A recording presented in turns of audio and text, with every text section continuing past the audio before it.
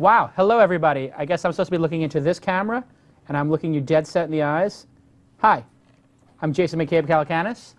Some of you know me from my email newsletter. Some of you know me as twitter.com/Jason Calacanis, the CEO of Mahalo, and of course, chairman of the internet. I've been elected chairman of the internet. Not everybody knows that, but I found this out this past week when people asked me to take some applications out of the iTunes store, which obviously, is my job. So the concept here is pretty simple. This week in startups. What does that mean? Every week, you guys tune in at ustream.tv or thisweekinstartups.com, and I have a guest, somebody brilliant, somebody doing something awesome in the interweb space. I interview them. We talk about what they're doing. We talk about the market. We talk about the epic battle that is being an entrepreneur. Okay, entrepreneurs are gladiators. All of you guys out there, busting it day in and day out, killing it, as Gary Vaynerchuk says. You're my heroes, and this is your show, as Kevin Pollak would say. This is your show. It's a show about entrepreneurship. So the format is going to be pretty simple. I'm going to interview a great entrepreneur. Then we'll take some of your questions. Everybody knows about this thing called Twitter. It's going to be big. And so if you just do a little tweet and you put pound TWiST, TWiST. Get it? This Week in Startups, TWiST, pound TWiST. And I'm watching pound TWiST right now on my laptop. Give me the two shots so people can see inside the studio. Okay, there's a two shot, there's a laptop, and there's our first guest. Now we go back to my shot. Be better, thank you. The idea is that you guys do the switching, not me, okay? Okay, so my first guest is a dear friend of mine, somebody who I met back in 1985 when we both went to high school in Bay Ridge, Brooklyn, New York, at Severian High School. He is a great friend of mine, and I'm thrilled to have him as the inaugural guest on This Week in Startups. He's one of the most intelligent, dynamic, and funny individuals, and I consider him one of my best friends. He has had an epic career building content management systems starting in 1995 for Business Week. And then moving on to being art director of Cyber Surfer magazine, which was the first magazine I was editor of. He came and was the CTO and the stand-in art director for Silicon Alley Reporter, a little known fact.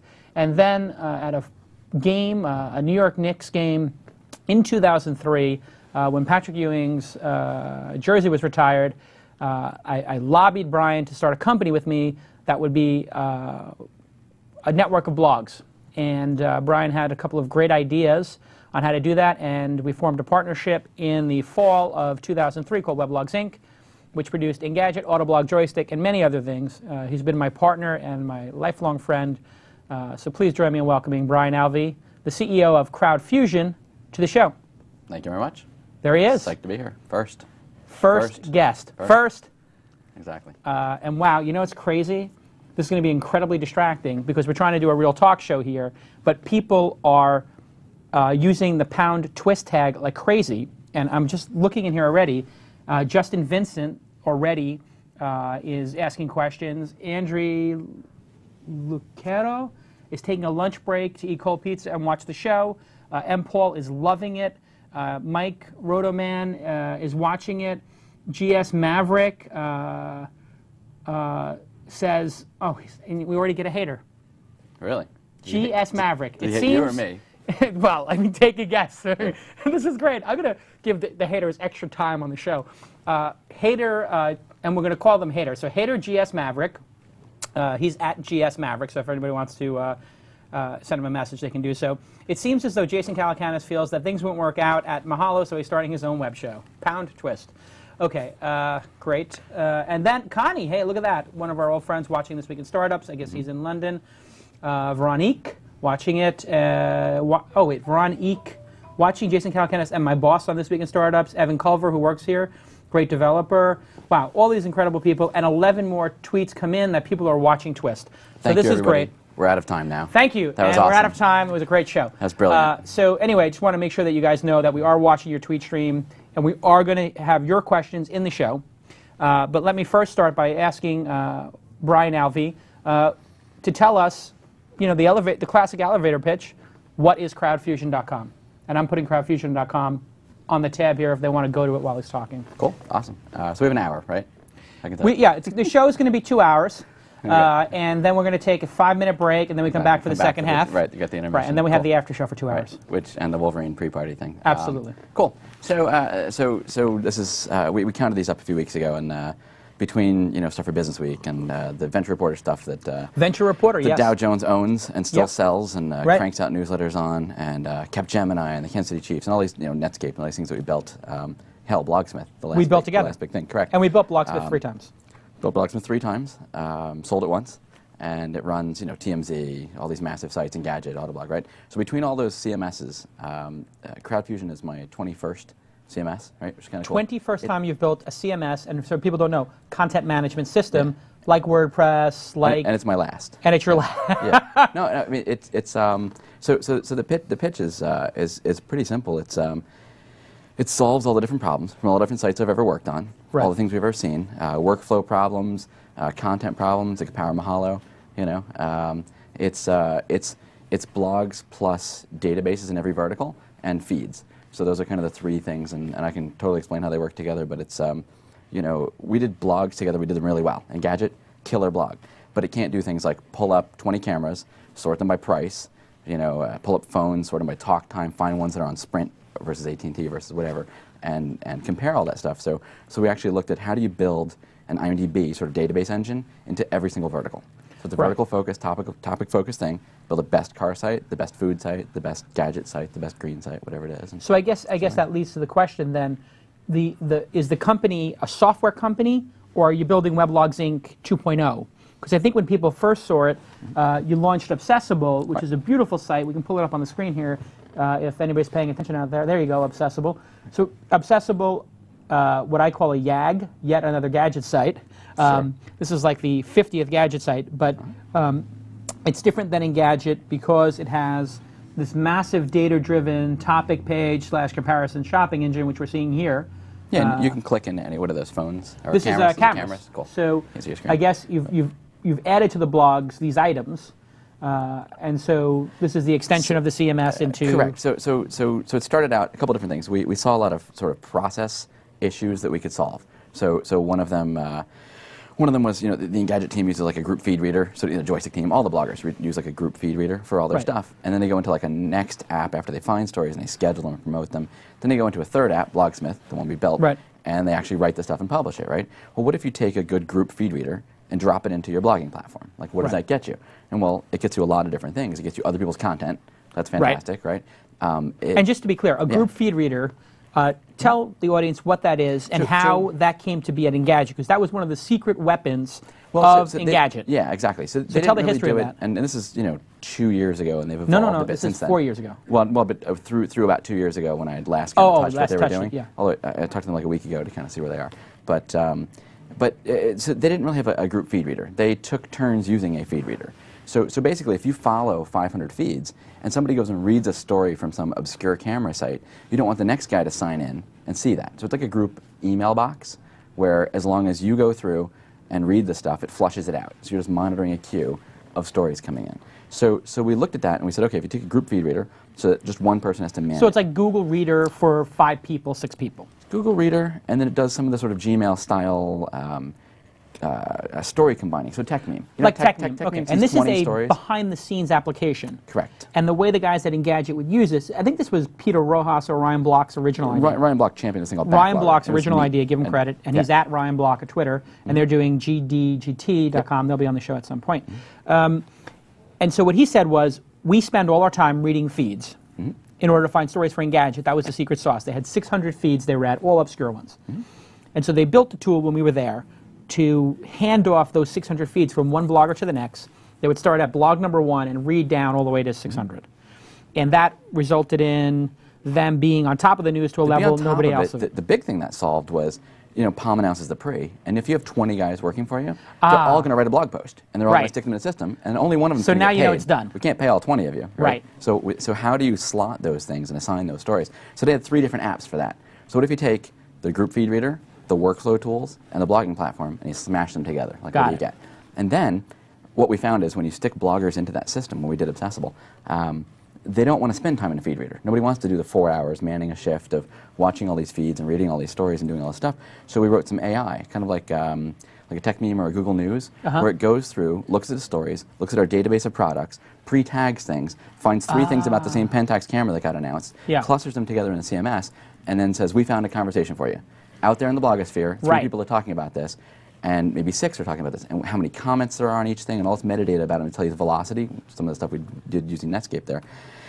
And it suggests things into the news stream. So you sit there writing your stuff, and instead of seeing just the things you're blogging about now and what you've done in the past, which is all dead content from 2 weeks ago, 2 years ago, you see conversations start getting injected saying, we found this thing you might want to talk about. This new device came out, or there's a recall, or these things are exploding, or whatever that is.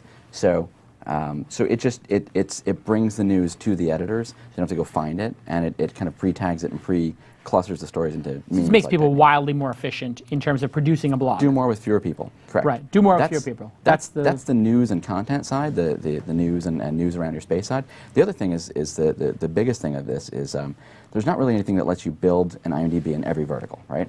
You build an IMDb in every vertical. Like, what's the right database of landing pages? The wiki, the mini wiki, the CNET, so like Wikipedia, CNET, IMDb, those kinds of sites for a vertical. So if it's food, maybe your landing pages are different ingredients, different ethnicities, recipes that take those ingredients, different kinds of steps, different things you're going to need, right? Tools, people, celebrity chefs, companies that make food, whatever those are. So you want to have landing pages on all those things, and when somebody searches on Rachel Ray, or they search on celery, you want to be in the top 10 Google results, right? Some people like that kind of thing, the Google stuff, the SEO. And so there's no sort of engine for rolling those things out. You just create your own like database tables, right? And if you want to add a new property to Rachel Ray, your birth date, death date, and you want like height, you got to go into a database and change these things. So we actually have a system for kind of rolling out IMDb's on the fly in any vertical. So the idea is you are going to create an IMDb for 20 verticals, or you're going to empower 20 different people to make their own IMDbs. What's the business model here? Because you made Obsessible, and I saw that and I was like, wait a second, because you're the CMS guy who's built. Nobody's built more CMSs with you in the history of the internet, I don't think. No single individual has built as many CMSs as you. So if that's the case, and you're the Michael Jordan of CMSs, that might be a bad thing. Yes, but yes. Well, no, I think it's basically shows that you kept pushing the boundaries. I remember at Weblogs Inc., we built Blogsmith 3 times. Everybody told us we were stupid for building Blogsmith, but it wound up makes no sense. Well, Nick Denton told us we were stupid, and but he took who was the guy? Neil Dash told us we were stupid because he wanted us to move type. Everybody's like, oh my God, you're making this big mistake. Nick had those 5 reasons that Weblogs Inc. would fail. And one of them was that we weren't doing consumer sites, and he was right. A couple months later, we were getting gadgets and all that stuff. There were like 3 of them. One was that I was working with you. That was he just didn't like. Yeah, well, obviously. And I don't think he took that one back, but he actually took back that 5th one about they're building their own platform. They're idiots. Right. And so at the time, movable type, Neil Dash, right, the whole 6-part thing, that was like the de facto standard, right? It's free. 10,000 developers working on it. It's got plugins. And it was terrible. It's open source. Well, 4 years later, WordPress. It's free. It's got plugins. It's open source. Why would you want to use anything else, right? So I'm glad we didn't use that. He actually, I think he said that he wishes he didn't have 8 different logins for 8 different things and. Well, that was the original issue with the blog software was you had to create a new instance, and so if you had one new feature, you had to roll it across all 10 sites. And when we did Blogsmith, we suffered to build that thing, and we suffered a lot. But we learned the lessons that you're talking about here, the advanced lessons, and we did things like. Threaded comments come out, it goes across all 10, or actually at the time, 90 blogs. When we launched Weblogs Inc., we didn't have comments. We were a blog system without comments. That's right. Yeah. And we didn't have ads, and so like we added comments a couple months. And you built an ad system. Yeah, exactly. We built an ad system. We had a traffic system. Some really cool stuff. I mean, at that time, we literally built Google Analytics into the system, movable type WordPress, the core system. A double click, basically. We built double click ad serving. And commenting system discuss. I mean, we built each individual piece of it. And we also did email alerts, I believe, and verification system. So we had some. Yeah, well, we had the. It was a lot of staff side tools. How do you get notified when a comment comes in? So you can click a one click link to go ban a person or shut it off. Or when you're on your BlackBerry, turn it off. Thing. Correct. Yeah. And so, take me to the formation of CrowdFusion. When you came, because we sold, we both left AOL pretty much around the same time, I think. You left 6 months before I did. 6 months. You were in November of 06. 07? Like weeks after Miller. 07. Or I left the day after Miller was fired. Yeah. So you leave 6 months later, and did you know what you want to do, or did you have an idea? Because you originally launched something called Comic Mix. Correct. So I had some friends. So what was that? I had some friends in the comic industry, wanted to do a comic book publishing company, and so they, the sort of editorial stuff there was all them picking the titles, the friends, the creators, the things like that. And to me, I was looking at it going, all right, this is kind of cool. We're going to take comics, we're going to show them online. You're going to read them online. Comicmix.com, you still can. But what do you do for sort of the ultimate fan destination for comic books, the ultimate website? And the ultimate website to me is you got your original news, your podcast, your things like that, your interviews. You've got everybody else's news, so it's a one-stop shop to find out what's going on, what people are talking about in the comic space in a vertical. You've got a database of every comic ever, every creator ever, every character ever, things like that. And started looking at, well, there's no platform that can do that. And started talking to everybody I'd worked with. I got Craig Wood, he was a college So Comic friend, Mix was sort of like a passion project that then led into CrowdFusion, or was sort of like a testing ground, would you say? I think there was no way for me not to go back to building some ultimate platform. Right. I mean, it is what you've done so many times, and you do it so well. And here's Comic Mix, which is a very beautiful site. Now, you made the CMS here in Comic Mix, and can we pull it up on my laptop? There you go. And you also made a comic viewer, and you paid people to make comics, right? Yeah, correct. So that's a different business. It's an actual publishing business, paying creators to make comics, and we have a deal with IDW now, the third largest after Marvel and DC, third largest comic book publishing company, to print all of our books. So if you click on the read this online right now, you'll actually start reading. And I don't know if there's nudity or violence and. Don't worry about it. It's the interwebs. Yeah, exactly. Hopefully there's nudity and violence. So you can close the little opening screen, and you can hit the space bar. You can zoom in, zoom out. It's like Google Maps. Hit the space bar to just read a comic, and boom, now you're at the end. It's the most recent issue. But you can click previous issue and kind of there's key commands. It's a slick little reader. So the idea here is you took everything you know about building. We can pull it back up. You took everything new about building CMSs and applied it to the comic space. So basically, your basic premise here is you know about how to make these methods faster, and you can apply it to any vertical. Build great tools to conquer verticals. Correct. Build great tools. So the sort of inspiration was like, well, how are we going to do this comic thing that has all these features I want? And we still don't have all those features I want in there. It's a separate business. So then we did CrowdFusion, got a bunch of people together. Yeah. Judith, who was our GM. Yeah. So this is the interesting thing. So you then pulled together some of the Weblogs Inc. team. How did that go? And how did you approach them? Because they were already probably still working at AOL.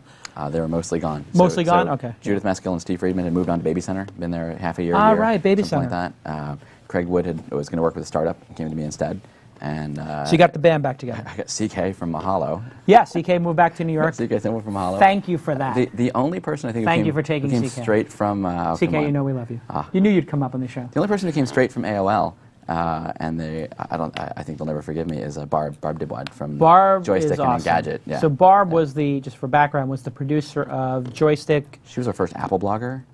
She ran all the video game stuff. She ran their big video game sites for them beyond. So essentially, you have Judith Maskill, who was the founding editorial director of and then GM, Weblogs Inc. and GM. Yeah. She's awesome. You have Craig Wood, who was the developer on Netscape. He worked with us on Netscape, kind of for fun. I stole him from he'd been in a job for like 10 years doing search engine marketing campaigns. Oh, he was the SEO guy from Long Island, right. He worked for Did It?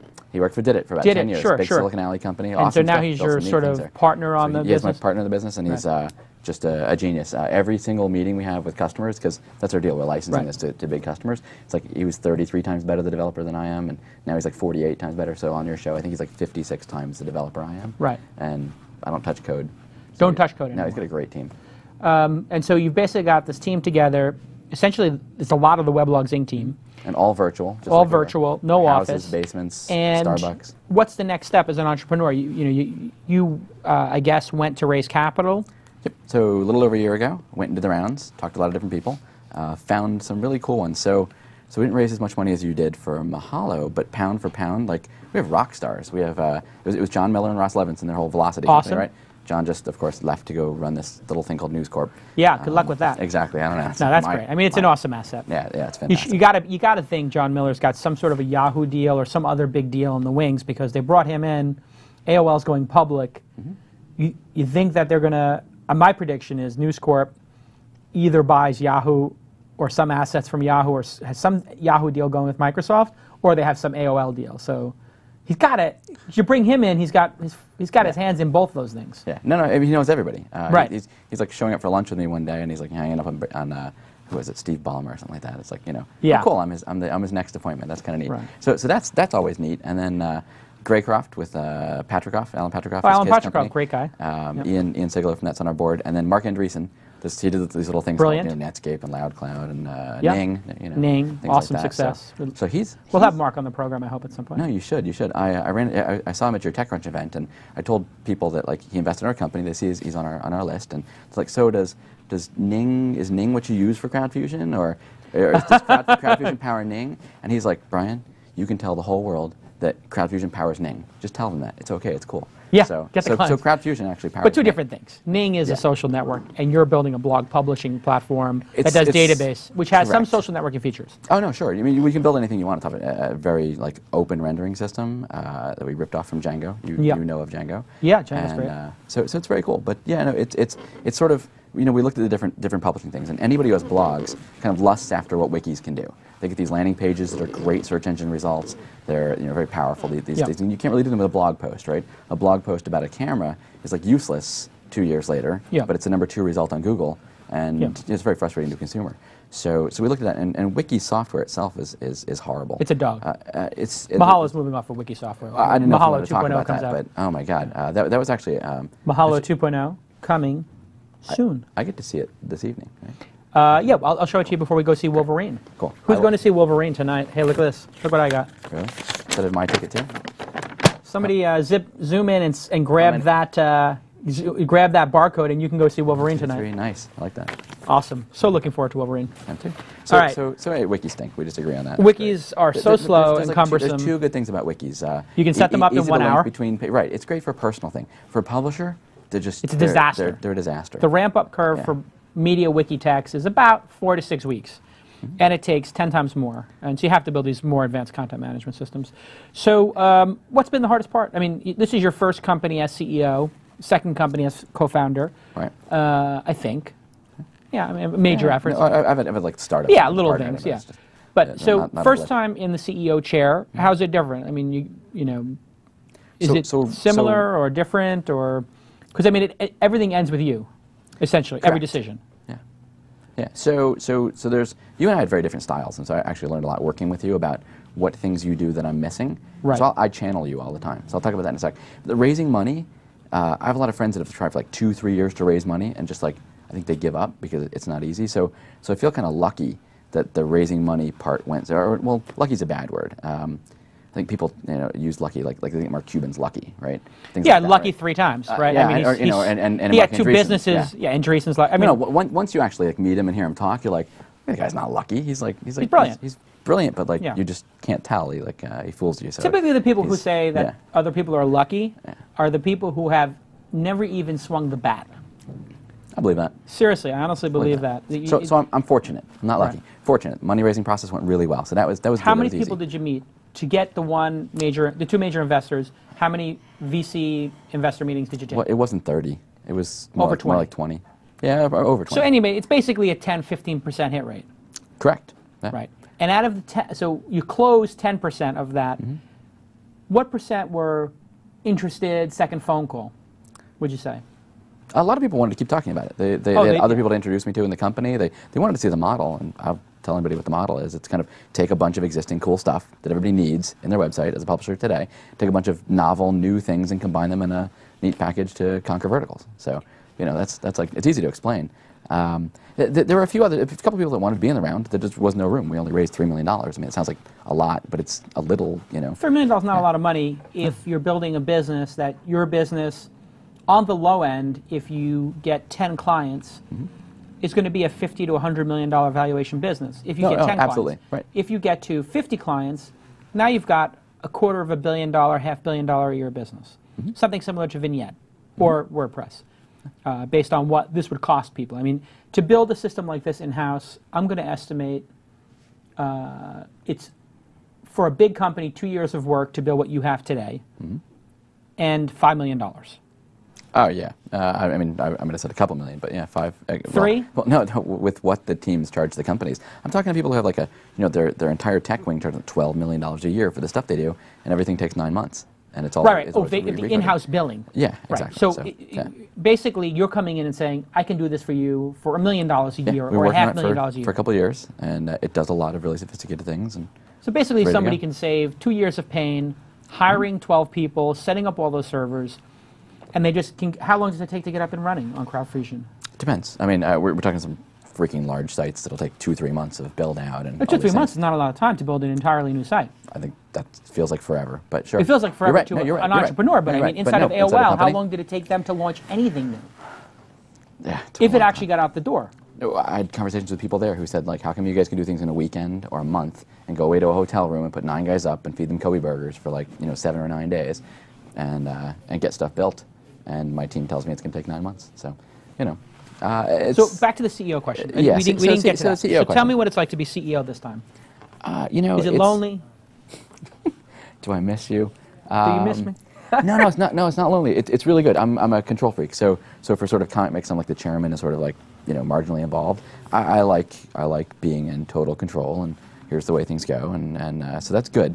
There are things you do that I don't do. So promoting things really well. There's like a marketing thing you do. So the best, I'd say, way we can, because we talk about like what are you versus you're the Axl Rose to my Slash, right? You're the you're the Bill Clinton to my Al Gore. Those are 2 pretty good ones. I was hoping you didn't end with Monica Lewinsky. That would have been good. Yeah. That would have been a win-win. Yeah. Keep going. No. So All right, so there are things in there that that I know. You and I had this conversation about Apple versus Microsoft, right? Yeah. And the Guy Kawasaki line of "Don't worry, be crappy." And the Yeah. reason that like Microsoft is just so much bigger than Apple is because Apple would go into a garage and like spend 10 years building something cool that nobody Right. ever sees because they're perfecting it. I have those tendencies. I want to Absolutely wait you and do. not promote it yet, Yeah. and let's finish building it. Let's Yep. build a second version of it before we Yeah, even yeah. show it. We're gonna blow people away, whatever. And you broke me of that. I get Right. better every day. I'm now telling people that work with me, no, we can't wait until it's perfect. Just get it out the door, because with Microsoft they released like Word 1 sucked, Word 2 sucked, Word 3 sucked, and Apple's not like releasing stuff. Yeah. And then by the time like Word like- 5 and 6 come out, it's good enough. Good enough. And they've made $1 billion, and Apple Yeah. made 0. Yeah. So this whole idea, like, don't worry, be crappy, get it out there, don't spell check, don't do whatever. So there are things that you do that that I have to kind of channel or remind myself of. Yeah. A couple things. It's fewer and fewer every day, but I find myself having conversations with people, and I just channel Jason. So Well, that's very complimentary. It's a great Thank thing. you. Well, I mean, perfection is, I guess, the enemy of progress, correct? Totally. I mean, if you're going to sit there and try to make the product perfect, it's never going to get released, and then nobody's going to ever get to see what you do. I give that, so startup advice, I give that advice to a friend of ours the other day who has a site and he like wants to take the curtains off of it and like do more stuff. And I typed all these lines to him, and at the end I said, you know what? That actually didn't come out of my head and my heart. That's straight from Jason, but you're getting it from me, and I'm telling you, get out there. There's no reason to wait a month to market your stuff, to get eyeballs on it. There's no reason to put ads up later or like do all these other things. Just do them now. Just start doing them. Right, and you make the mistake, you fail fast, and you get Correct. there so much quicker. Yep. So, what's been the biggest challenge being CEO? Do you feel more pressure being CEO than being sort of the tech lead in the company? Compare and contrast those 2 roles, because there's probably a lot of people watching the show who are the VP of engineering, the CTO. They want to do their own company, and you're unique in that you were able to make that jump. And most tech leads can't make that jump to being CEO. What's been difficult about it? What do you like most about it? What do you dislike most about it? That's a good question. It's 99 or 100% positive. It's nothing against being sort of in charge of technology, but I love it. Like I said, I love making the decisions. I love being in charge of things. The worrying about budgets, and we raise this much money, we have this much left, and what are making business decisions. I think that's the responsibility. That sort of, I need to figure out a way to solve this thing. But I'd rather be the one making the decisions Be than in control of your destiny. Yeah, than having somebody else make the decision, and maybe Right. it's the right one, or maybe they're not the right one. So. You mentioned being a control freak. In that word, I think, has a lot of baggage with it. Like control freak. It's not positive. Yeah. It's got a negative connotation. The positive way somebody might look at that as being a CEO and you're a control freak is that you're diligent. Yeah, no, or if you work in a obsessive. hotel and you like pick up something somebody drops off the floor, or you polish Right. something, you get rid of some fingerprints, and you clean up some mess, that's a good thing. That's diligent. And if you ask a lot of questions and you're micromanaging, does that mean you're a control freak, or does that mean you care? Where's the line between that? So Because that, you know that what? I don't do. I don't micromanage. Right. I mean, people can tell me otherwise or something, but I know I don't. Right. But when some things are going wrong and you got to ask a lot of questions, and you have to sort of dig into it, how do you manage going from being, obsessive and that sort of control freak nature to being, actively involved when you need to be when something's going wrong? Where's the line between that? How do you manage that? So that's a different thing with me. That comes to sort of delegating. And in our history, we did Weblogs Inc., or even the companies before that, right? With Silicon Valley Reporter, we had good management teams and all that. But with the Weblogs Inc. stuff, with that, you kind of quickly had somebody in charge of sales, somebody in charge of editorial, and somebody working with you on different products. And I kind of did all this stuff myself. And then I had a part-time developer working with me. Right. It took a long time to get to sort of delegating and doing all that. But some of that comes from just finding the right people and working with people you can trust. So I got over all of that. So I've evolved in, I touch code a little bit when it's just easier to make a change than to tell somebody how to make a change, because it's very easy to go in the system and do these things.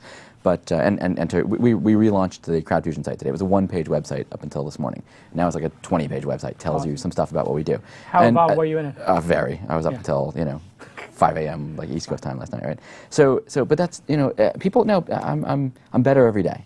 About, I think I think that's probably delegating. the biggest challenge as a CEO, as an entrepreneur, in terms of management style, is being able to hire great people and then trust them to do what they're going to do, and then getting rid of people who maybe aren't making progress. A very difficult task. My observation would be when you were a developer and we were building out Blogsmith, you didn't find the right people, and it was too much work to find the right person. Right. So then you just sort of, I'm good at this. It's sort of I'll just put the team on my back, like Michael Jordan, be like, I'm taking over the game. Yeah, exactly. It's Kobe time. It's Jordan time. And you never really get the teammates. And you look what happened with. It's tough. It's tough. If you don't have the teammates who you can trust to get the ball in the basket, you're going to put it in yourself. But then you're one guy playing basketball with 4 role players. And I think that's probably what Kobe's doing better this season. Right? You don't even have anybody else on the floor. It's just you. Yeah. And you have that's it. So no, now I'm the Phil Jackson. I'm the coach. And so the trick to that is, if you're going to give them the responsibility, you also have to sort of give them you give them the responsibility to get the thing done. You also give them the authority to just do it and own it, right? And not kind of step in and stop them or whatever. So I'm infinitely more, and maybe I'm half hands off right now, but infinitely more than I was years ago. So that's a huge thing. I think it's great. So we're at the 1 hour and 37-minute mark. Let's take a look and see what the questions are, and then we're going to bring in Rich for the news in just a minute. But I'm looking here at the TWiST tag. That's all I'm looking at, just so people know. If you reply to me, I'm not going to get it. You have to put pound TWiST on it, and that's not because I'm trying to get TWiST into the trending topics on Twitter. No, not at all. I would never do anything like that. If you guys got TWiST to be TWiST tweeted 1,000 times on the Twended. On the Twended, that'll be fine. Twended list. So let's go through some of these questions. KUMM said he enjoyed the last 15 minutes of the show, but he has to go. So sorry about that. And we just got a new one in here. Brian, how much of the product did you develop before you got funding? That's from Justin Vincent, at Justin Vincent. Hey, you can pull up when I'm reading these things, you can pull up my Twitter stream here on the screen, by the way. But this is a great question. Right there, the top one. Brian, how much of the product did you develop before you got funding? We've probably been in existence the same number of months post-funding as pre-funding, and it's probably half. I mean, we're never not building. So there was a lot built. There was a production site. Obviously, Comic Mix was running before I left AOL. So so the site was up and running. It did a lot of things. So enough of it so that we could show what we were doing. But really, that was more about explaining where we were going and being able to answer questions about, well, what if this happens? What if this happens? And we're already dealing with making decisions about the business directions and all that. So Steve MC Stud. He's a very humble guy. He says, great product, how much does it cost? That is a damn good question. Where can I download it? That's like the question we get all the time, right? So TechCrunch mentioned us like a year ago. We did the one-page website. They mentioned us, and everybody's like, "Great, where do I download it?" It's a hosted solution. It's a lot like the stuff I've done in the past. It's for enterprises. So it's not like if you have an individual blog, like even if you're Steve Jobs and you want to blog in the blogging platform, you're not going to take advantage of the stuff that it does. Just go to WordPress. Go use WordPress. Matt Mullenweg is a genius. WordPress is great individual blogging software. You can even run small companies on it, but it's more for magazines, big brands and verticals, the ultimate food site, the ultimate movie site, the ultimate cars site, whatever these things are. It's for that. So it's sort of there's a build out and monthly licensing and hosting, and it's a enterprise licensing stuff. Got it. So basically, they call you, they email Brian at crowdfusion.com, and then you get them in touch with the sales team, and then you negotiate it from there. I'm assuming it really depends on how much customization there is to the product, and then how much traffic you get. Because if you're getting 30 million unique visitors to this a month, you're going to need 50 servers. You're not going to be able to Well, lot of servers, but you're going to need to build capacity for 50 servers and a 20 megabit line. You have to handle the burst, you have to handle the stuff. But you're talking about $50,000 in hardware a month. We did scale at AOL, exactly. Yeah. So between the Netscape launch and the TMZ getting 40, 75 million pages a day. I mean, ridiculous loads of traffic. I mean, we got that down. So they know what they're spending on these things right now, and we can talk about where they go with it. Okay, so.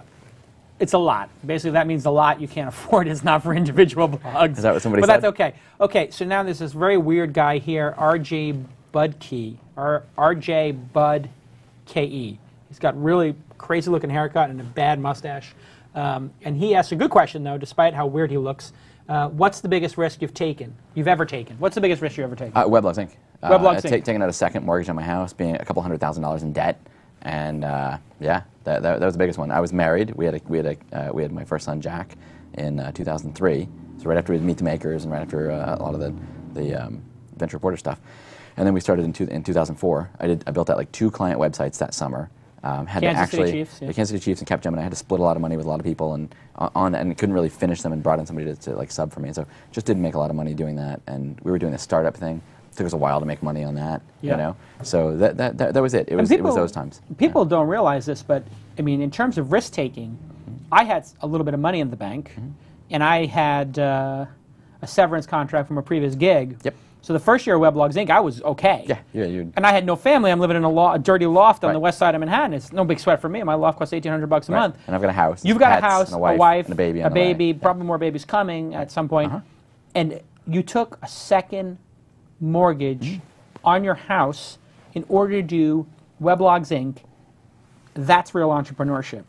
For those people watching at home, the people who are like, I can't do something because I don't have money, you're a bunch of crybabies. Nobody needs to give you permission to be an entrepreneur. You go do it, you take it, you put the expenses on your credit card, you be like Brian Alvey, take a second mortgage. That's real entrepreneurship. If you're sitting there waiting and crying like a baby, like, oh my God, a VC's got to give me money or I can't do this, that's nonsense. Okay? None of the businesses I've created, including Brian, do we have funding in the early days? We just did it and we built off revenues. Yep. I think there's a lot of people with a sense of entitlement, like, oh my God, you can just raise venture capital. It's like it's some God-given right. By the way, first couple of companies we did, there was no venture capital. Right. You earn the right to get that based on your track record. Correct.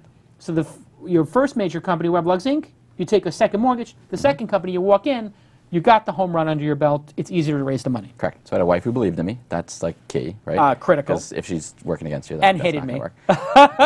Not as much as anybody the else. previous wife. Yeah, stop. So, and the other girlfriend really hated me. I'll talk about your That's a whole different show. Yeah, exactly. So no, that was big. That was the biggest sort of risk thing. I think that's actually. So I was working with Jeffrey Zeldman. We were doing things in Happy Cog. Yes. I built a system for a list apart. We were doing things for customers. Amnesty, Capgemini, and Chiefs were all through him. Right. And so I'm working with him, and we're making money. And basically building working for him. Let's be honest, because it was his company. It was like splitting jobs. It was actually. I know, but he owned Happy Cog. He was getting the clients. He was contracting out. No, but I was building out stuff, right? So I was doing well. So I was like service work. But you didn't own the company. Oh, no, not at all. Right. So it's service work with him, right. And I had this sort of thing that I co-owned with you, which we might spend 3 years on it and go broke, and the whole thing fails, right?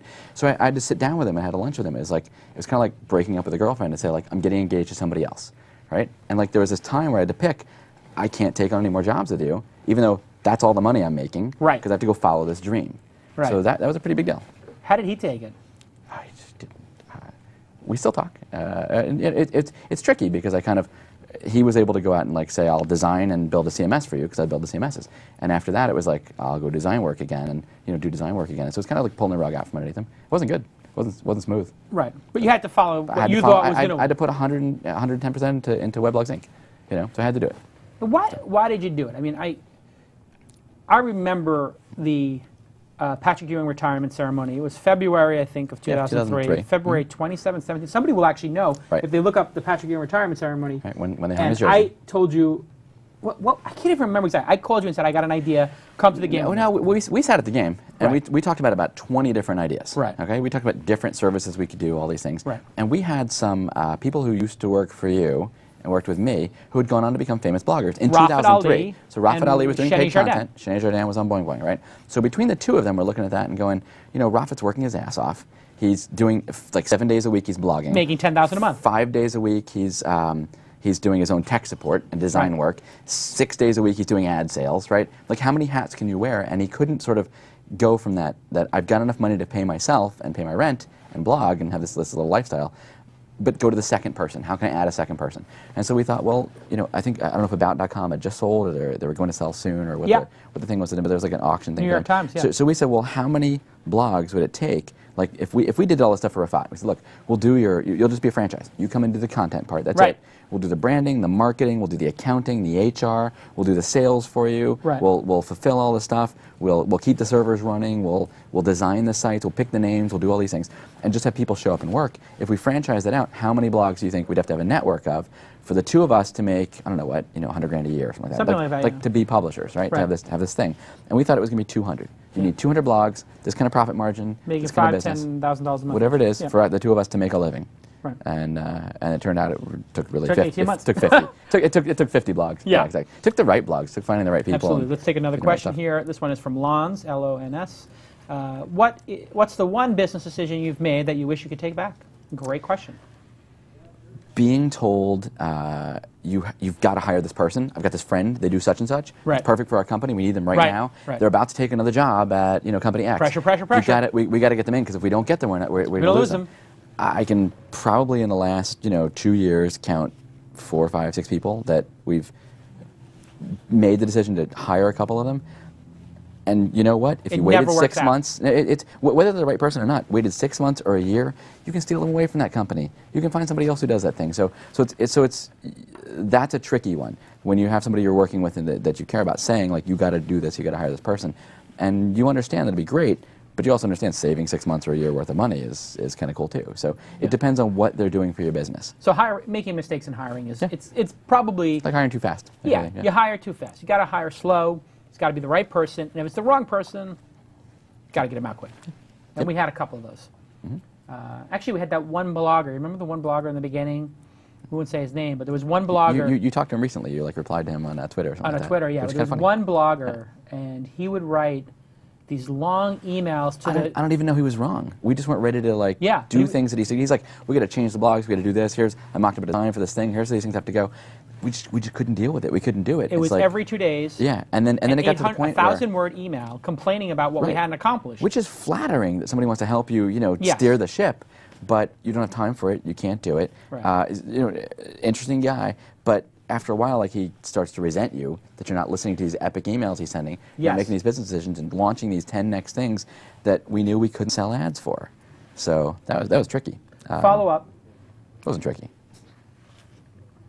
Follow-up question from Justin Vincent. Could you have gotten the funding if it was just a PowerPoint presentation? In other words, are ideas alone valuable? Oh, the right guy. Mark Andreessen can get funding with a PowerPoint or without, right? Well, Mark Andreessen could come in and just say, here. Yeah, right. I know, exactly. See right here? Right, correct. There it is. Right. Yep, please hand it to me. Mark Andreessen, fairy dust. Whoop. It really depends. I think you could do that more easily than I could. You could say, I've got a thing, I put it on a napkin, and it's going to be landing search result pages. Yeah. And I would like to start raising some money. And these companies. Well, that's actually sort of what we did. It was 8.5 by 11 I'm only pages. saying that because I know you did that. That was the story. Actually. No, I had I'd have way more built. Next time, hopefully I'm at this business for 10, 20 years doing something really amazing. Every site in the world, every big site in the world is powered by CrowdFusion in a decade. But if I had to do this again, it'd be a little easier. So it's just easier each time. All right, here we go. Great product value. This is from Alex Rudolph. Rudloff, right, who worked for us. Yep. Great product value, but pretty sure I can name 5 or 6 people who tuned out after I built Blocksmith by myself. Stay classy, guys. Oh, see, now that's... You said you built Blocksmith by yourself. I didn't say that. I didn't say it. No, I'm joking. Well, you had a hand in building it, you said. And I think developers No, I would didn't say build you didn't. it. I would yell and scream when there weren't certain features or it went down. So you mentioned that there were 3 versions built. There were 3 versions built the first one. You built the first one. I built the second one. Yeah. In between those, I tried to have some guys build a .NET version instead of the I remember ASP that. version. The .NET was a disaster. It was a 3-month project that went 4 months. We went for a long walk. We got a sign-in screen out of it. Yes, and I remember we went for the long walk, and I said we have to throw this away in your neighborhood, and said this is a mistake. So I built 2 versions of it, Yeah. and I'd say the visionary for the third one. I directed it, that kind of thing. Yeah, you are. No, I stopped coding. We had so here's the classic. All right. Well, sorry. Gavin is a rock star. Alex, he's a Alex he's is a a god. rock star. Yes, Alex is a god. Christoph, they're all gods. But this is what it comes down to. I mean, see, the people need to get recognition for their contribution. So sorry, Alex, that you didn't get recognition. No, he doesn't need what is stuff. he do? He's doing. Let's give him a plug. They just sold Emerse to AOL. Or AOL or bought they Emerse? just announced it. And good. So Does he supposedly still work at AOL? he's working with their career channel. He has a whole new job there, a whole new role there. Awesome. So Alex still working at AOL. Congratulations. Right. Gavin's still there, doing some neat stuff. Working at AOL. Congratulations on that. Ouch. Go start a company. No, seriously. Enjoy working at AOL. How are we doing so far, Tyler? Show's okay? Good, yeah. Are people watching the show? I thought you were asking about time, not quality. Extra segment to do at the end here. I know. We have the news, which we're going to start, and let's take a final question. That's so funny. He's one of the Is this guys the that fifth final changed me question? from hiring losers to kind of like hiring good people and turning that Alex stuff was around. a total winner. I mean, I remember we had the co-jam for the new Netscape down here at the Viceroy. Correct. And we had somebody managing it, and he just wasn't pulling the weight. Right. And Alex was like, I can do this, and he just took over, took the ball, and ran with it. Yeah, and he was a hero. No, well, he was a hero because beyond sort of being a developer, he totally got social media and the Web 2.0 stuff and all these things. He's the exact guy you want. I mean, he's actually, I would say, Alex, AOL doesn't deserve you, but that's okay. You'll have him on next week. We'll have him on next week. Emerse is a startup for show number 2. Okay, final question. We knew this was going to come up. Dale Dietrich, Dietrich, says, what's it really like having Jason as a business partner, pros and cons? Last question. We knew this would come up. I wasn't going to ask. Really? That's a good question.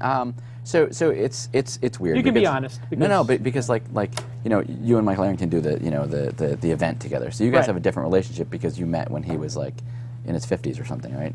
And actually, he's not 50. He's a week. Sorry, Mike. He's exactly a week younger than me. So he's actually a young guy. But you and I met in high school, so it's kind of different. So much different. So in some ways, like I was your older brother's best friend. Yes. So you're kind of like a little brother to me. Right. But then you also created these big businesses before I came along and started working with you. So you're like an older brother to me. Right. A little bit of a mentor in some ways, a little bit of a younger kid, and you're 9 months younger than me or something like that. So it's just different. I think there's a lot of love-hate things that all brothers have. Right. That I can complain about you to death, but I love you to death. So it's right. It's well, this guy wants to know the dirt. So what do you hate? Oh, the dirt. What was the worst thing about working with me? Really? I would like to know what it's like. There are a couple Wouldn't of times. You like to have feedback so that you know how to do things better? Would you actually listen to it? No, but we might as well entertain the audience. It's part entertainment. No, there were a couple of times when you like flipped out on people and you like apologized to me later for I was out of line and I may have hurt our business when I did that. These kinds of things, right? A couple of those moments. But I did apologize. I knew enough to say that I went off the handle. Yeah, no, absolutely. I don't know if you learned. I'm sure you learned from them, but I don't know. No. I don't freak out half as much as I used to. Yeah, correct. No big drawbacks. I mean, so if WebLock had failed, I can give people 20 reasons why I hate you and why you suck and never work with you again. But I got it. We did really well. Yeah, and we crossed the finish line. You go back and everything was just roses and rainbows and Pop-Tarts and flowers and stuff. Unicorns. Right, unicorns. Well, I mean, I think that's probably a fair assessment. At the end of the day, the performance is what matters. It does matter how you treat people, but in the heat of the moment, it's a war, and people need to realize that. And I think people who don't realize that these startup companies and entrepreneurship is a battle, and it's going to be contentious at times. That's healthy, isn't it? I mean, is it pure tranquility at Craft At the moment, it sucks when you're losing your hair and stuff like that. But then, and I'm talking about me, not you. Yeah, that's going. But yeah, right. So no, but over time, I mean, like I said, when I channel you, I look back, I'm like, well, crap, he was kind of right about that, you know. So, Yeah. So sometimes. I shouldn't tell you that. I shouldn't tell anybody that, but. Well, no. I mean, I think there's times it does when, work that way. Like Gordon, I have this conversation with my wife sometimes, because when you're a CEO and an entrepreneur, you care so much that, it's like Gordon Ramsay on his show. If you watch Hell's Kitchen, he cares so much that the food going to the people out there is so good and that it's got a high quality level that sometimes he freaks out when something comes up that's raw. Mm-hmm. And he does that. It's raw! You donkey, it's raw! Oh! Nice. Missed that show. You never seen Gordon Ramsay No, when he just yells at people I vicariously get on the that. scallops are raw. It's raw! Nice. We have to do that sometimes. You ever freak out when things aren't going well? You ever fly off the handle? Rarely. That's probably the thing I don't channel. Seriously, rarely. I'll have serious conversations, but I don't think I freak out. I'll find that out later. You'll find out later when they'll people tell are me. twittering it. I freak exactly. out a little bit. I admit it. I get a little crazy sometimes. But I didn't pick that one up from you. No, I never did. I really didn't. Are tech entrepreneurs too focused on America? Not me. I'm always I just got back from Korea and Japan. There's crazy stuff going on there. All right, so we're now almost to the 2-hour mark, and we've got just a little bit more time to go. And now for a segment we like to call The News with Rich DeMuro. Rich, can we bring Rich DeMuro in? This is a very professional operation, and we're now bringing in Rich. Rich, of course, is a famous newscaster. He's been on many news programs, and for some reason, he's wasting his time doing a podcast with us. But this is like having a very serious professional news person. Brian, you have time? You can sit in for the news I'm on thrilled a Friday to be afternoon. Here. I'm thrilled. All right, so this is a segment where we talk about the news, and there you go. And oh, look at this! We have another hater report. Another hater on the Twitter. Hater Sean Percival says he's amazed. At Jason Calacanis' new show is actually good. Aw, hater Sean Percival. See, as long as they he watch. actually worked for me Right. for about 7 weeks. Or I should say CK. We love you, Sean. Although, be respectful. All right? Be respectful. You could do it with the. You do this all the time with the 2 fingers and the Sopranos thing. Oh, Right. Sean Percival. I know you want to be famous, but remember, be a good kid. You're a little bit out of line. A little bit. All right, Rich DeMuro is here. Where is the news theme? Let's talk news. Wait, where's the news theme? Da-da-da. I'm supposed to hear like a whole new... I don't hear it? Do you hear it? We don't have a speaker in this. Oh, so I can hear it, but the audience is hearing it? Are they hearing Through me? your mic if it was in here. Let's go. It's going in there. So how do I know when to start talking? You have to watch. Am I talking You have to over watch the the Ustream and turn the speakers All up right, so you get so feedback. I think that we had Rich DeMuro's news music. Do people like the news music? Tell me on Pound Twist. All right, Rich. All right, let's start with one of the That's big... a great tie. Thank you. It's a great tie. Rich is Appreciate looking good. All right. So All right, let's start with one of the big stories of the week, Disney joining Hulu. A lot of people wondering when this was going to happen. The company announced it will start streaming shows through the video site. Now this leaves CBS as the odd man out. Now just this week, Hulu also edged out Yahoo as the #3 video destination on the web after YouTube and Fox Interactive sites, which basically is MySpace. So the big question here is, what does this mean for Apple and iTunes and CBS? well, actually, that's not the big question. The big question is, what does it mean for YouTube, right? YouTube. Well, there too, yeah. I mean, YouTube is, at this point, really screwed. And what you're seeing is comeuppance for what YouTube did to the major studios. YouTube stole their content. They used the DMCA as protection, and the Digital Millennium Copyright Act. We're only going to take it down if you tell us. And, listen, the YouTube guys are brilliant, but let's face it, that system was built off of people pirating stuff. I mean, Lazy Sunday was their big breakout hit. So what you're seeing now is the media companies sticking it specifically to YouTube. YouTube, according to reports, is losing hundreds of millions of dollars a year on bandwidth. $1.5 million a day. Right. So they're losing $500 million a year easily, according to reports. I don't know if that's true. I don't have the bandwidth bills. But $500 million a year to Google is nothing to have that huge amount of search. However, that's not monetizable. If you're an advertiser, you do not want to be in front of some grainy illegal copy of something. Right. You want to be on the real version. And they're not going to give their content ever to YouTube because they're spiteful. And rightfully so, because they feel like they got ripped off. And this is the same thing you saw in the music industry, right? The music industry waits for Napster or Project Playlist or whatever it is to get to certain size mux tape, and then they come in and smack them down. And that's it. And that's it. This is a huge, huge development, and it means CBS is next in line. I am absolutely certain Quincy Smith from CBS, full disclosure, CBS has got a small investment, but a nice one in Mahalo. I guarantee you CBS will join this fold, and they will take this company public, and when this company becomes public, it will be worth $5 billion. Okay, let's the, move the on. numbers are killer. that So, bandwidth thing. Brian, any thoughts on that? No, it's just the bandwidth thing. You watch them lose $1.5 million a day because they're making $200,000 to $400,000 is what they say, $2 million in costs. Right. So the problem is that it's all amateur stuff that's going to grow. Right. And they're not going to get the more professional stuff. Right. So no matter what percentage-wise, 99%, 99.9%, it's just going to be stuff they can't monetize, and they're paying Right. bandwidth bills for it.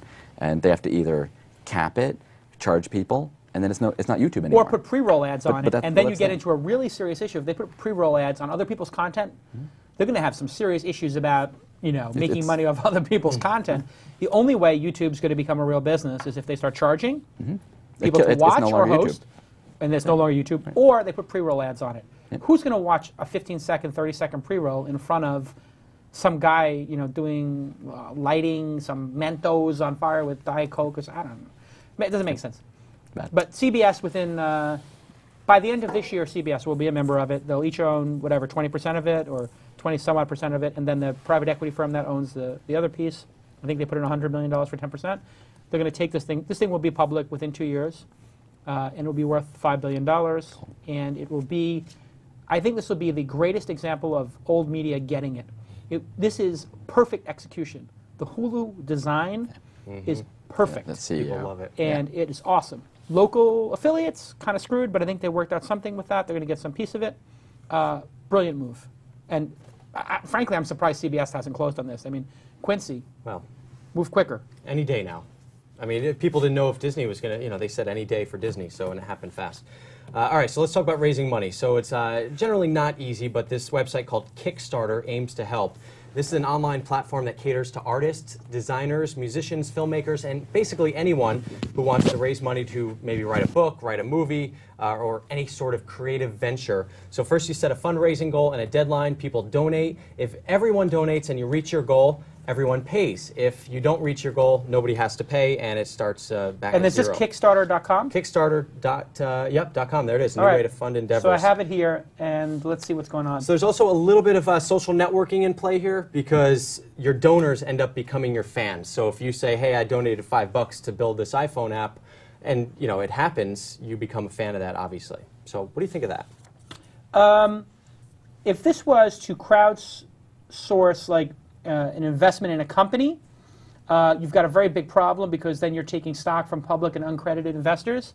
So you would run into major legal issues. If it's a loan, you have another issue, like the Kiva issues.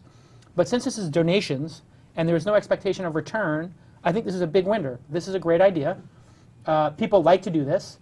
And if it's for small amounts of stuff, like this iPhone application has got $1,700, it's 59% funded. This is brilliant. I think this is a great idea. Crowdsourcing pledges. It's a pledge drive.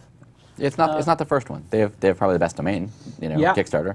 I can't remember what the other one is called that I saw, but it was like I want to raise money for my plastic surgery. Yeah. I want to raise money to get a new muffler, right? So they exist, but good luck to them. So basically, what you're saying is breast implants. If I raise I the said plastic surgery. $5,000, I said plastic surgery. so that would be quite interesting because then if I can raise this amount of money, my boobs will get that much bigger. Sounds like a winner to me. Rich, you're finding great news stories. Keep going. All right, so IAC Interactive Corp buying Urban Spoon. Now, this is the website that got a lot of play after its app was featured on the iPhone commercial. You shake your iPhone for a GPS-inspired restaurant recommendation. So terms of this deal were not revealed. TechCrunch says it was in the millions of dollars. Urban Spoon is, incidentally, in the top 15 or so most popular iPhone apps. So is there a synergy here between IAC brands and Urban Spoon? Well, obviously they own CitySearch. And what most people probably are not aware of is CitySearch has a massive local advertising business. They're trying to do like a Google AdSense of local. And since they have CitySearch and they've got all these foot soldiers out there getting the small ads from local businesses, there's something there. So what's probably happening is sometimes when people do it, people big companies buy things for different reasons. Sometimes they buy them for the earnings. That's not the case here. Sometimes they buy them for traffic. Probably not the case here. Sometimes they buy it to learn. Probably the case here. And sometimes they buy it because it's additive. They have something they could add to this that would make it a big winner. So it's probably those latter two. They add this to City Search. It's a cool application, and they can learn from it. And maybe they paid, I don't know, $1 million, $2 million for it. I don't know, $3 million. Probably low $1 million. Sure. And I don't know if they have a big site. But I tell you, the application, it's another one of these applications where they're the first people to do something, the shaking of it, which is fun, but ultimately you do it once, and then you never use the application again. Would It's you like take a recommendation off of that? the flute one, I had the flute one, whatever that's called, for a little bit, and the flute one, I bought it for $2. I showed it to my wife. I showed it to one other person. I never opened it again. That was it. So, I mean, it's like the Zippo lighter. I did that. I held it up at one concert, and then I felt like a, idiot, so then I stopped. So anyway, interesting, but not important. Okay. So this company is called Tagito. They have launched an online knowledge marketplace, and their tagline of their website is Sell Your Smarts. So this site lets you buy and sell user-generated items. So you can make it a document, a song, or a picture. PayPal handles the money. The dollar limit on this site, Tagito, is $10, and they make money by taking a percentage of your sale. Tagito. Yes. Is and this it's it? 15%, yes. So on a $10... So a knowledge marketplace. So this is, what this reminds me of is 99 Designs, which is a very cool site. You can pull it up. 99 Designs is where you can do a logo contest, and we actually did the logo contest for This Week in Startups on this. Yeah, it's a good idea. It's a small idea. But what's different? I don't know. What's different about Like it? an eBay for Word documents or something. So. Let's see. Your corporate identity entity. Okay, that's a legal thing. Optimizing SQL and database queries. Yeah, this is probably not going to work. Not going to work. Yeah, I mean, I wish them well, but I don't think it's such a major opportunity. And the website doesn't look good. You've got the Urban Yeah, Spoon. I just downloaded Urban Spoon. I'm shaking. Basically, if I shook it too much. It's going. I got French. Yeah, you didn't download the Shaken Baby one though. No, I did not do that. Yeah. I don't think you can anymore. Well, this is speaking of, you know about the Shaking Baby thing? Yeah.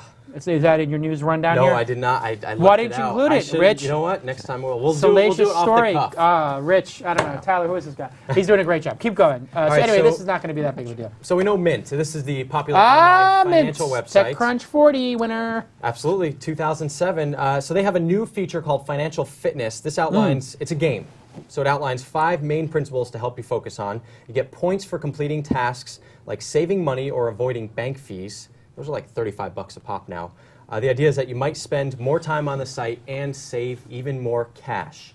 And you can get like a little, maybe like a little thing you can post on your blog that says how good you are that month at your finances. So what do you think? Is it playing games with your money? Well, first of all, what's it called again? It's called, let's see, it's called Financial Fitness. So it's inside of Mint. I don't know if they have it on their homepage. Oh, well, or not I mean, yet. it's not even on their homepage, so that's crazy. But Maybe it's on their blog. Oh, I see. Anyway, this is a great idea. I'll tell you why. Well, Mint's a great company. Everybody knows the way it works is you import all your bank account information, they scrape it or whatever, do data normalization, and then they tell you how you're spending money and how to lower your bills and all this kind of stuff. And that's why it won. It's a brilliant company. They've done very well based on that. There are 3 ways that you can really make money in this world. One is to entertain people. Okay. One is to save them time, and the other is to save them money. Or Universal. make them money, which is the same thing. Yeah. So if you look at crowd fusion, this is going to save people a lot of time. It's going to make them a lot of money. It's a big winner. Entertainment? No, it's not entertainment value. And in this case, it's a game, so that's entertaining, and it saves you money. That's a big win. Yeah. So it's a great idea, and we wish them well. And they're the winner of TechCrunch 40. And everybody knows TechCrunch 50 is... What day is TechCrunch 50, Tyler? Is it the 15th? 14th and 15th. TechCrunch 50 is 14th and 15th of September, and the deadline for applying, this is one of the reasons we're doing the show, please, please, please submit your company. Do not blog about your company, put screenshots out, you're disqualified, but you have to launch at the event. The deadline, I believe, for applications, submit your company, first link on the TechCrunch 50 side. You have to submit your company by, what's the deadline? Midnight PST, Tuesday, June 30th. But it's a rolling basis, so you can, the sooner you register, it's like the marathon or whatever, if you put your company in June 1st, well, we're going to look at it June 10th or something. So if you get in early, it's probably better for you. But, go to the deadline. So you like Mint? Do you use Mint? Is all your money in Mint? Do you know anybody who uses Mint, has all their money in Mint? I do know people who use Mint. I use Mint. I don't manage my own money. Right. I have people Okay. who do this. That's good. So I have. I'm a reluctant. I think Mint looks cute, but Well, listen. I haven't bit I the can tell you bullet. something. If after you have a certain amount of money, this is an obnoxious conversation, but after you have a certain amount of money, you need to You have could have somebody said no or yes. and somebody manage it. So anyway, for my whole life when I was broke, yes, I would have used this because I would have had 3 accounts: my Bank of America account, my Chase account, my 2 credit cards, and I'm done. And now I've got. I can't even tell you how many credit cards we have. Credit cards and bonds and all this other stuff. You can't do it that way. Right. But I think for the normal day-to-day, this is brilliant. And it's nice. It takes everything you have, credit, debt, student loans, whatever you have, and it gives you a net worth at the bottom. So if you have savings, so it's yeah. really nice. I mean, you can So watch you actually it. get the full picture. And they have a neat social networking part where it actually compares you in Los Angeles, how much you spent on fuel last month, to other people. Anonymized. I remember that from So you use it. I use it all the time. And you love it. So I do know somebody who uses it. I do too. Also, at this point, I can't spend too much time worrying about the bank fee stuff because I got to worry about I got to put all my cognitive energy into the Mahalo I hear you. stuff. So Facebook, another popular website. They took I haven't heard of this one. This Facebook? Yeah, it's Very popular, growing. Rich, huh? It's growing. Booming, okay. This is taking a big step towards opening up their, I guess, semi-walled garden. The company introduced an OpenStream API this week. It allows web developers to access a user's news feed. This is kind of like the heart of Facebook. They can slice and dice it and display it any way they want. The first app out of the gate using the new standard is the Seismic desktop built on Adobe Air. So is this just in response to Twitter and the magic that Twitter has become? Yes. In a word, yes. I mean, at this point, Facebook is scared to death of Twitter, rightfully so. Twitter is easier to use and it's more fun. And Facebook is a lot of work for people. Yeah. And it feels like too much work. And it's more like a Rolodex and a chore to use Facebook, I think. And Twitter is just light and fun and fluffy and easy, so I think people use it more. So what Facebook is trying to do is make sure that all of these great app developers who are building all these applications on top of the behavior stream, the gesture stream, let's call it. Okay. You can't build on the gesture stream in Facebook because it's closed. Yeah. So how can right now we're doing this great search here for everything with TWiST. How do you, where's that? Where's search.facebook.com? It doesn't exist. No. They will have search.facebook.com and they will have the searches on Facebook and everybody will be public. The problem is they started Facebook with the assumption if it was private. They can never get to Twitter's level of openness. On Twitter, when you sign up, every relationship you have is public. Right. The entire social graph is public. What Facebook believes is their asset is the social graph. They don't want to give it away. So this is a classic case of closed system versus open system. Open systems win, Facebook will lose. I believe Facebook will still be here in 5 years and it'll still be a great company. I believe, and this is contrarian, that Twitter is the bigger company and the bigger opportunity. Even though Facebook is worth $3 billion right now, I would say Facebook is worth a legitimate $3 billion right now.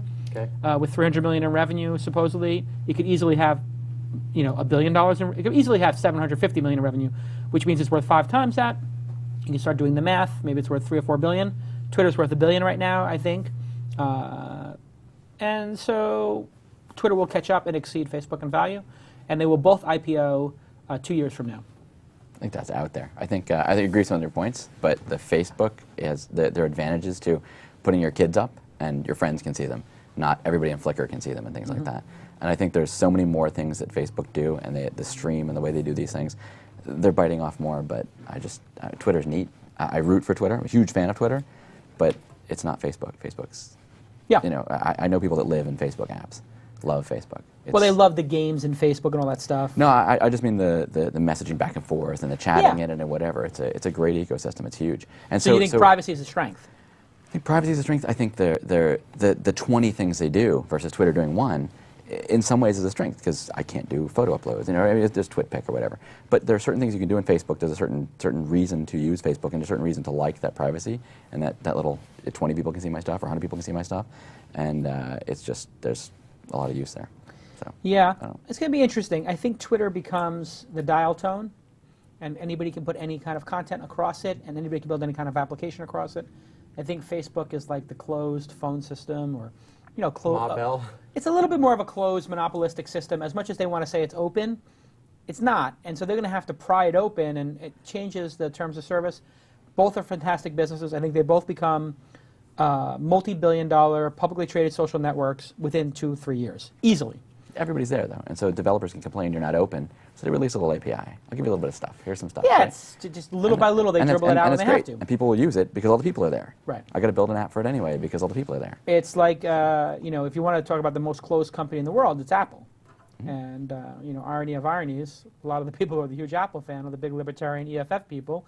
They can't possibly use any other they can't possibly back any Microsoft product, yet they're Apple fanboys. And Apple is the most closed system ever. I guarantee you Apple has an antitrust Justice Department investigation in the next couple of years over iPhone application store, iTunes, monopoly. I mean, can you imagine if Microsoft had a product where you could only use a Microsoft hardware MP3 player? Cory Doctorow on Boing Boing would be going crazy. His head would explode, literally. They have that new Twitter-like warning system if there's a flood in your neighborhood and things like that, but it only works if you're on Windows. So that's so you can like alert your friends and save your friends, but only if they're using Windows. The Vine, right? Microsoft Vine. That's kind of cool. So yeah, well, that's because that's their, see, they know with global warming there's going to be floods in every city. So, this is their way to get market share back from all your Apple friends will die in the flood. Yes. And you're saved. Well, that's the way God wants it. God hates Apple people. Let's talk about another social network, MySpace. So the CEO, Chris DeWolf, is out. 3 new executives at the top. Yes, Brian Alvey, Jason Calacanis are taking over as CEO and CTO. Nice. I read it on TechCrunch. There you go, and that's exactly. Keep going. And TechCrunch said that this is way more than a simple CEO change. It's part of an orchestrated effort by parent company News Corp to bring in outsiders. So what are they worried about here? What's MySpace? What's wrong with it? Well, it's not necessarily that there's something wrong with it. Chris DeWolf is a founder. He built this company to a very big peak, along with Tom. And Chris is a friend. Tom, I don't really know so well, but everybody knows him though. He's everybody's friend. He's everybody's friend, true. Now so Mike, I would say Mike that Tom is not my friend. As a matter of fact, I'm trying to think if I've ever even met Tom. He's kind of a recluse, I think. But anyway, I have hung out with Chris many times. I know him personally, and I wish him well, obviously. But he's coming to the end of his contract, and John Miller comes in, and he's like, 4 months, I got to do something. It's going to, and let's face it, MySpace is not advancing as quick as it needs to. There's a lot of work that needs to be done, and sometimes you need fresh eyes. And it's tiring running the same company for, I don't know, they start that in 2002? MySpace was founded, so we're talking about 7-8 years now. I think getting a fresh set of eyes on is probably something Chris would want as well. And it's probably better for Chris to go on to his next adventure, so probably better for everybody.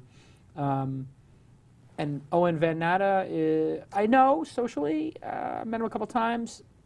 Can't tell you, how good he is suited, how well he is suited to the job.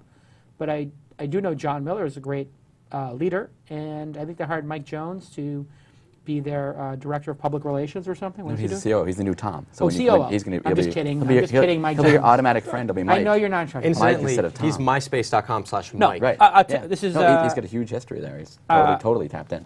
Mike Jones and John Miller are great friends. He did Userplane, and Mike is a smart guy. This would be a big challenge for him because I don't know that he's managed over 50 or 100 people before, has he? I don't know. I don't know company size, but he had a ridiculous. Actually, Userplane was the official chat thing in MySpace, I think. Oh, really? He's so anyway, really, listen, he's a very hardworking, great. He's got a great temperament. He's very smart. Well loved. So I would well loved. I think great new challenge for Mike Jones, and probably really great asset for the rank and file of MySpace to have a serious product guy who's done advanced product stuff coming in and getting a fresh set of eyes on it. Yeah. So it's a huge win for MySpace. I think publicity-wise, people look at Facebook has twice as many users now, right? They're globally number one, so whatever, exactly right. So that they got their ass kicked. They were number one, and then they fell out. But people don't realize that they still make a lot more money revenue-wise than Facebook. So there's something good there. They got to turn that. It probably makes twice as much than Facebook, but that's I don't know if that's here nor there. Wow, are there really 600 people watching this program? Really? 600 people? Gosh, that's amazing. We've got more news to feed all these 600 people. Right. That's I have a 1,200 eyeballs. call, right? Should we push that back 10 minutes, 15 minutes? So should we just do it on the air? Or do you just want to end the show? Wait, do it on the air. I'm not. This is a phone call I can't do on the air. It happens to be with. We'll just hear your side. It's a corporate development phone call. I can't do it on You have to let me know when to end it. 'Cause Push it back 15 minutes. We have a good final story that Okay, we don't keep want to going. miss. So No, let's do I'm Shopping. So this is a human-powered shopping search site. Wait a second. Human-powered- I forwarded you this. Wait a Check second. Are you're putting Mahalo competitors in the news flow? I saw All right, keep human going. The powered. URL is, All right. what's the URL again? It's IamShopping.com. I'mShopping.com. Okay, so this I'mShopping.com. Here we go. this At combines I'mShopping. 411 directory style help with Twitter. So what you do is you ask a question via the site or via Twitter. This looks and familiar. You'll get a response from community experts along with links to suggested items. I'mShopping has 4.7 million in Series A funding from SK Telecom. Oh, which good. you South know Korea them. Telecom. Yes, they did Helio. So can this work? Human assisted shopping, they say. Okay. Can't go by. Maybe they changed that after. Well, it's obviously exactly what we're doing with the @Answers account in Mahalo Answers. So it's a subsection of verticalization of what we're doing. And so, yes, of course it could work. If I said it wouldn't work, I'd be saying that Mahalo Answers can't work. And Mahalo Answers has a million unique people. I like it. It's actually a pretty good domain name. I'm shopping. Or I am shopping, like instant messaging. Instant So that's got a little double entendre. The design, very Web 2.0-y, but good looking. So yeah, I think it's a winner. I think we'll keep an eye on it. We're doing @Answers is what's the best? Oh, there you go. I guess there you go. Somebody is asking what is the best. Yes. Well, we don't want to You put can that ask on the air. anything, apparently. Apparently, if you need some in sexual toys, you can also get that there. So, yeah, of course it's going to work. I'm wondering if it's community-driven or they have, and how they make money. I'm guessing they make money through having the ads on there, maybe giving you a couple affiliate links. So shopping should make money. It's very narrow. So if it does do well, it's going to be, I would say, a modest-sized business. But good luck to them. Thanks for stealing the idea, and rock on. All right, we have a. I don't think they stole the idea, by the way. No, If they just launched now, that means they launched 2 months after we started doing the same thing. They must have had it in the works longer than that. So For a long time. a lot of people, in all fairness, all entrepreneurs get to the same great ideas. Then it's just a matter of execution. That's the tough part. Okay, so some big names in online entertainment and sports starting a new venture based out of Seattle. This is called 5to1.com. The number 5. TO1.com. Now, executives involved, and when you go to the website, you'll see, they won't say what it is, but here's who you have. Former bigwigs from Rivals.com, Whatever. Fox Interactive Media, and IGN Entertainment. LinkedIn profile says one employee describes the site as a unique advertising marketplace. They have $2 million. So, congratulations for them for getting in the news, having done nothing. So they must be smart guys. I know some people who invested in their company, and we had this little. Is it a velocity investment? Yeah. So Okay. they're. I've seen their pitch, and I've got to say, out of about 15 companies, excluding mine, it was the most impressive thing I saw that trip. Okay. And So what is without it? going into well, they explain what things are wrong with advertising today and how they're going to solve them, and very compelling, very great CEO. So is it very great, ad network? They weren't done yet. And this was months and months But ago. there's gaming But companies. Is it related to gaming? no, I think it's ad network. It's optimization stuff. It's Gotcha, but okay. but I use optimizers. I hate ad networks. I'm sick of them now. Yeah. We've got one that optimizes stuff. We got a lot of vertical, little ad networks and all that. And the way they pitched their stuff, it sounded like crap. You're right. That's everything that's wrong today. And oh my God, if you can do that, that'll be actually the coolest company I've seen all weekend. That sort of thing. Huge mistake I've made during this program. I was supposed to read a commercial. Nobody told me about the commercial. We have 2 commercials. Nobody even reminded me to do a commercial. We're an hour and 20 minutes. Let's do it. All right. So we have 2 sponsors. One of them you've been watching the whole time is Ustream. Everybody loves Ustream. You guys are watching the feed. You know the high quality that they do. Great company, Ustream.tv. 600 people have been watching the show live, so that means we've gotten thousands of people to sign up. So Ustream totally got their money's worth, I hope. Great company. The next one is DNA Mail. And this is brilliant. Everybody go to DNAmail.com right now. And it's very important that you support the sponsors because they're helping keeping the show going. And I guess don't worry to the sponsors. We're going to do one more Make Good show. So we won't. This will be the freebie, I guess I screwed up because I should have known to read the commercial. So anyway, we do the commercial anyway. You get this for free. DNA Mail, I'm pulling it up right now. You can pull it up on the screen here. DNA Mail. You remember back in the day, you guys used to set up an Exchange server, and it was very painful. Now you can go to DNA Mail, start yourself a Google Apps account, or do a Microsoft Exchange server. It's like a couple of dollars a month per user, really cheap. And so if you're starting a new company, you don't want to have to deal with this nonsense of wasting any time or money on IT. Buy yourself a bunch of BlackBerries, buy yourself a bunch of Macs or netbooks, who cares? Let your employees buy whatever computer they want. They're responsible for their hardware. As a matter of fact, they can pay for half of it, you pay for half of it, and they get to keep it. I like that model. I think I'm going to start doing that for people who want laptops. Because then it's like half an investment for us, and they get to own it. So they, you know, and then what are you going to do? Have two laptops, one for work and one for private? It's their laptop. They deal with it. Anyway, that would be a cool laptop program. But you don't want to spend and waste time on IT. So you hire a DNA Mail. They do everything for you. Tons of backups. All the mailbook prices are easy. It's set up easy, and 24-hour support. So if you have a problem, you're not screwing with it, and your developers keep moving on building out CrowdFusion, or I'm shopping, or whatever. Everybody go check out DNAmail.com. DNAmail.com. Thank you for sponsoring This Week in Startups. When we recut the show, we can put this ad in the front, or I'll do a stand-up for it or something. Put the logo up. Everybody loves DNAmail.com. Everybody loves Ustream.tv. Correct? Sure. Absolutely. So. Totally. Absolutely. And thank you for sponsoring. And we have one more sponsor slot open. I'm hoping Audible will do it because I love Audible. They do This Week in Tech. Audible people, you need to get back to me on that. I use them. I got audiobooks on here. You have audiobooks on there? I do. Let's do a commercial for Audible. What are you doing? What book is it? I got a lot of things. I got like a learning Greek book. I got Oopa. yeah, exactly. Some like time management stuff, business things. Awesome. Like that. I think they're great. Been to the Audible headquarters in North Jersey, by the way. Okay. It's my first story for CNET. Cool. So I have to go there. now they're owned by Amazon, so they're probably Yes. way bigger. So everybody I love check them. out DNA Mail. Everybody knows all about what we're talking about with DNA Mail. Thank you for sponsoring the first episode. And the show isn't over because we have one more thing left. So that really, that commercial was in the middle. It was in the middle, Right. technically speaking. Okay, go ahead. Okay, so some might call this the web's first social network. Now it's riding into the sunset. So Yahoo planning on shutting down GeoCities later this year. Now the spot hosted many people's first homepages on the web. And of course, it was free. That was the big thing. Flashback to 1999, Yahoo paid about $3 billion to acquire this web host. Now, I saw different numbers on the web. I saw anywhere from 2.5 to 5 million, but $3 billion seemed to be, a couple people said that. So did they get their money's worth? Of course they did. You have to remember when they bought it. When they bought it, startup internet companies that were publicly traded were, their value was determined by something called media metrics, or basically the Nielsen numbers, how many unique visitors you had, how many page views you had, all this nonsense. GeoCities, Broadcast.com were the two big acquisitions by Yahoo, a couple $1 billion each.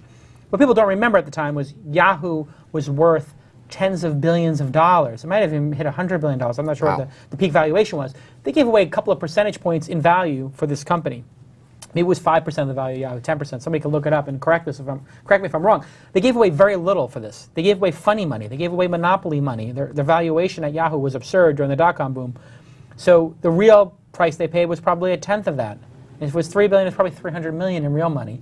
And it kept it from going to a competitor. And so sometimes people buy things so that the competitor doesn't get it. Google with YouTube, everybody's like, oh my God, Google overpaid for YouTube, $1.6 billion, whatever it was. They underpaid, because their stock went up $3 or $4 billion in value after they bought it. So you're paying with funny money, not a big deal. Everybody relax. It's sad, but they were a homepage business, and people now have many options to build a homepage on the internet. They have a Facebook, MySpace page, so you have a social network page. You have a blog. You can make a website with a website builder. So it's More sad. symbolic. It's more symbolic than anything, but it's not like that platform advanced with the market. So, Yahoo has. So Yahoo Mail, Yahoo Calendar, all those things have advanced with the market. For some reason, they didn't invest in that business. If they did invest in that business, GeoCities 2.0 could have been blogging. Could have been MySpace. Yeah, Could have been MySpace. Yep. So, this is the thing with acquisitions and brands. Brands can usually stand for one thing. It's very hard for a brand to stand for many things. So, Apple, it stands for a couple of things. Microsoft stands for a couple of things. Google, starting to stand for a couple of things. Gmail and Google search. maybe analytics. You know, like they're starting, but they're IM, maybe not. So I think that GeoCities stood for one thing. They never had a second act. Got bought by a bigger company. There was no champion for it. So how could it? Why would anybody's expectation be that this would advance into being something bigger? So archive your page if it's going away. Yeah, actually, there's people who have built archiving tools. I mean, and also Tripod, which was their big competitor. That is still in existence. Tripod is still people paying month after month for pages, and they get a couple million pages per month. And actually, if we go to Quantcast, we can actually see what Tripod's traffic is. I bet you Tripod has 5 million people, maybe. Tripod was huge, 11 million people per month, and that's not quantified, so maybe more. And for GeoCities, that would probably redirect to the Quantcast for Yahoo, geocities.com, and GeoCities 15 million uniques. Wow. I mean, actually, that's kind of crazy that they're shutting down something with 15 million uniques. I guess what they're not going to let you create more pages, but I don't know that they're going to turn off. Are they turning off all those GeoCities? I don't know. I was trying to see on the left-hand corner there says we decided to close this year. We'll share more details. Now with Yahoo Photos, they did. They gave you a certain amount of time. They said, "Hey, collect your photos," and that's it. So this is the stuff I don't understand. If it's got 15 million uniques, why don't they spin it out and give it to somebody? I mean, it's 15. a lot of people. A lot of people would like that traffic. It's 10 more million uniques than we got just over 5 million. I'll take it, and then we'll we'll work with it or something. But I guess big companies don't want to be shown up, and they don't, so they'd rather shut it. It probably has a lot of staff or something, and it's just a focus issue. So yeah, I think the staff too. Yahoo's trying to get focused, and so they're looking for it. But it doesn't have to make sense. It doesn't make sense from an outside view. But why not just sell it for $5 million? I guess they don't want to be embarrassed if it becomes bigger. But if I was running it, I would sell it for $5 million to somebody, and keep 20% ownership on it, and somebody would buy it for that amount. I think. I mean, it's got to be making more than that. 15 million uniques. You're making $1 off each one a month. It's, 15 million a month. It's a $200 million business. GeoCities. Who knows? That's your news, though. All right. Thanks for the news, Rich. You're welcome. Thanks to the production staff for putting this together. It was very well done. It's 2 hours and 32 minutes in. Thank you to everybody who watched. Thank you, Tyler. Thank you, Alex. Thank you, Crute. And most of all, thanks to the audience. We got... well, what did you guys think? Let's do that. We'll run down. Everybody rate the show 1 to 10. Rate it on a scale of 1 to 10. 10 would be the most epic show ever, and 1 would be a dismal failure. I don't know, like Rocket Boom or something. Oh, did I say that out loud? Sorry. Just kidding. Guy Andrew and I had a little beef with little Napoleon over there. And let's see. What rate this? I got an 8. An 8? That's not bad. I think starting with an 8 is pretty good. It's good. Everybody tell us, the problem is I think Twitter search takes a little while. It was a 7. I'll take a 7. Only 1.5 hours. I think going more than an hour and a half is just crazy. I mean, Kevin Pollak goes 2.5 hours every week now. He's got 2 guests. I got 1 guest. I think an hour and a half is good. Many thanks to Brian Alvey for being on the inaugural show. Hey, sure. Thank you, Brian. You were an awesome guest, very honest. And you gave us some information on that 5 to 1. 14 more people. Here we go. Let's see what the rating of the show is. I got a 7, solid 9, an 8, very interesting. Thank you, KJ Chipmunk. Anthony C gives it a 7. Okay, I can live with that. Bemu, B-E-M-M-U, gives it a 7.5. I like it. Dugan, 7 out of 10. Rough around the edges, but great start. Thank you. While I'm reading out these scores and the people giving them, if you could tell me what your favorite part of the show was and your least favorite part of the show, and just put pound twist so I see it. Least favorite part of the show, most favorite part of the show, and then we're going to end. Thanks. Good show. 7 out of 10. I'll take it. Jay Merch, 7. Fit Prost, get rid of the newscaster, and you got a 10. Just kidding. Oh, say man. That. Just kidding. You did a great job on the news, actually. That was very professional. I loved Thank it. you. Dale Dietrich, who was watching the whole show, 7.5. I got an 8.5 from Josh Hanna. Tim Nikoleva gave it a 7. Thank you. Justin Vincent, who was very involved with shows, gives it a 7. Colin gives it an 8. Thank you for the 8. We got 17 more things here. We'll find out what people liked. Polish it to make it an 8 or 9. It's a 7.5. Thank you. Least, the news. Best, talking about weblogs. All right. Well, listen, the news was good. Honestly, I don't think they're saying you weren't good. Yeah. I think the news was a little bit maybe boring this week because there's not that lot going on, right? I mean, we need to I'm get not a taking big. it personally. There'd be a big news week. News part was great. See the very next one. There we go. News part was Back up great. again. Pretty good show. Best part was questions via Twitter. Has great potential. Interview with your past partner. Audio and lighting needs tweaking. Okay, exactly how. First twit 7.428591. I was going to give it a 596, but okay. 8 out of 10. 7, 8.2, 8.5, 7. I like the people giving the points. 18 more pieces of feedback. Let's read them real quick. Thought the length was good. Keep it interactive. Good job. News roundup with Jason's freestyle improv reactions. The people like. There you go. So that's 2-1 now. It's good If odds. you're counting. News was good. 8.2. There you go. That's 3-1. Love the news bit. And at the end, your opinions on hits and misses. So that's actually, hits and misses might be something good. Do you think it's going to... Yeah, I like because it's people gonna want to work know or what not. you think. News discussion is best. Would like to see demos of tech discussed next time. That's interesting. This big dorky looking guy with the big head says, I'd say somewhere between 7 and 8 range, a few audio problems, but you did mention me, so let's go with a 9. That would be CK Sample, employee of Brian Alvey, thank God. 4.5 because I only sure half the show, so that means it's a 9. Thank you, Danny Rowe, for being clever. Solid 8 will be a 10 and 2 more shows. Q&A was great. 8 more pieces of feedback. I want to make sure everybody gets their feedback in. 9.0, no BS from Paula Martilla. Nice glasses, very cute. Somebody gives it a 7.77, but lose the black jacket Jason. Okay. Rating part was good. News was fine. Some tech issues too long. Get Audible, yes. So everybody should say a tweet right now thanking, if everybody could do a tweet right now saying, thank you to Ustream.tv for sponsoring, and thank you for DNA Mail for sponsoring. Or you can just say thank you to both of them. If I can get 10 tweets with you guys thanking DNAmail.com and thanking Ustream TV for sponsoring Pound Twist, you do 10 tweets, it's going to make the show even better because we have more resources. So let's just see if we can get 10 of those. 9, no BS. So anyway, you guys will read all these things later.